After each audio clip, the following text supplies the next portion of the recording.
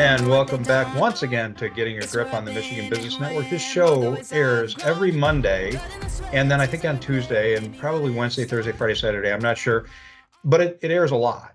So if you go to michiganbusinessnetwork.org, you're going to get mad at me for getting that wrong. Michigan Business Network, look it up. There's a bunch of radio shows on there, a bunch of podcasts, none as good as Getting a Grip, but the others are decent. So check them out. And my guest this week is John Mashni. On this program, we talk about entrepreneurialism. We talk about EOS. John, our listeners, if they heard segment one, know you are the definition of an entrepreneur. Let's shift gears and talk about EOS.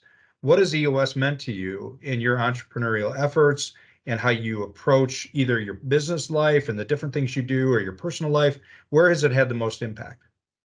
Yeah, that's a great question. So I first learned about EOS from our mutual friend, Ryan Henry, and he just had, would just become an implementer and was really, I think, trying to get me to become an implementer and saying like, let me tell you all about this. And what I learned was tremendous, right? One was I needed a way to have structure and order, not just in my personal life, but also in a business and inside of a business. It's really entrepreneurial operating system, and that's what entrepreneurs need. They need a system to bring order to the chaos that is most of our lives. So number one, just learning the system. I think a couple just highlights for me were having a way to address issues and have it kind of be a part of the system rather than letting issues fester. Because I think a lot of times in organizations, when there's a problem, either there's a blow up and people kind of fight and there's a dispute, or they just fester and they stick around and they just grow. The problems never get smaller, right? It's just that's the rule of life. If you don't address a problem, it never gets smaller, right? It just either creates more problems, those problems create other problems, and then it just gets worse. So EOS to me was a great just realization that there has to be a way in any business where issues get addressed, number one.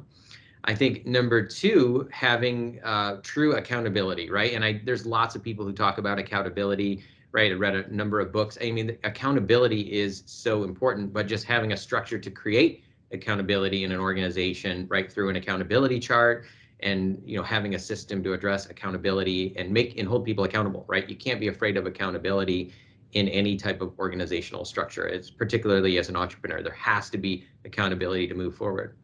So I think from a personal level, those areas, just having a structure to bring those two areas right to me and to a business has been amazing. I think also one of the things that people in the business community need to understand is EOS is not like a fad, right? It's here to stay. There are many, many people where EOS is changing their businesses, changing their lives.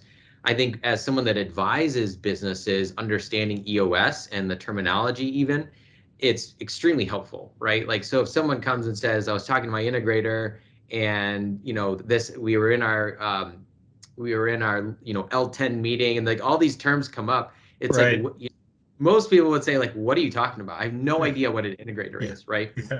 Yeah. For me, just understanding how people in EOS systems and structures talk and work, it's actually helped my law practice, right? Like, what do I know? If I'm talking to a visionary as a lawyer, like, frankly, visionaries don't like lawyers very much. Well, really, Yep. nobody likes lawyers very much, but particularly visionaries, right? So what I know is, if I'm talking to a visionary, I will say like, can we get your assistant on the phone, or can we make sure the integrator's on the call, right? Because if like, there are many visionaries that have a lot of integrator or very high integrator scores or tendencies, and in that case, yeah, they're really good at following up. But if you just have a pure visionary that's like a 95 on the visionary score and then like a 10 on the integrator, right? Nothing is going to happen. You'll have a great phone call or a great meeting and let's do this. And unless I drive it, right, nothing will happen. And then somebody else will come back and say, why did you do all these projects? Like, why is the bill so high? It's like, well, we talked about this, right? And they're like, I have no recollection, right? Like, that's exactly what will happen, right? Yeah. So you just need to understand, right? Can we get your assistant on the phone? Can we make sure the integrator is present? Or, what? Can I just talk to the integrator, right? Let's just, bypass the visionary, not in a mean way, but just understanding like that's the structure and that exists for a reason. So that has been tremendously helpful. I think too, Bob Schenefeld being involved with his group for visionaries has been incredible, right? Just in terms of bringing an EOS structure and particularly caring about the visionary role and the visionary seat, that's been instrumental with me. Like Bob is the one who said, John, you're a visionary. And I said, well, I'm not in a visionary seat in an EOS structure. And he goes, John, just stop talking. You're a visionary. Just trust me, right? And that led to so many really cool things, relationships, and great, just great experiences, great educational opportunities. Yeah, it's such a good point. As a visionary myself, and if you're new to EOS and you don't know what that means, the visionary role in an EOS structure is the person who loves the big ideas, loves the big relationships, loves to think, try to see around the corners, loves to look at everything from 10,000 feet, has ideas coming to him all the time, very entrepreneurial, very energized, not typically good at detailed follow-up. Right. I mean, although there are some visionaries, as you noted, that can do that as well, but in a general rule, they're not that good at that.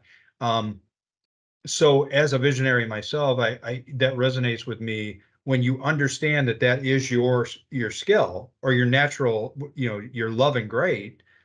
You can start to be free to pursue those things, and then have other people fill in the gaps where you're not so good. Maybe it's detail follow-up, maybe it's getting into the minutia or the details of, like, bring the assistant on kind of thing.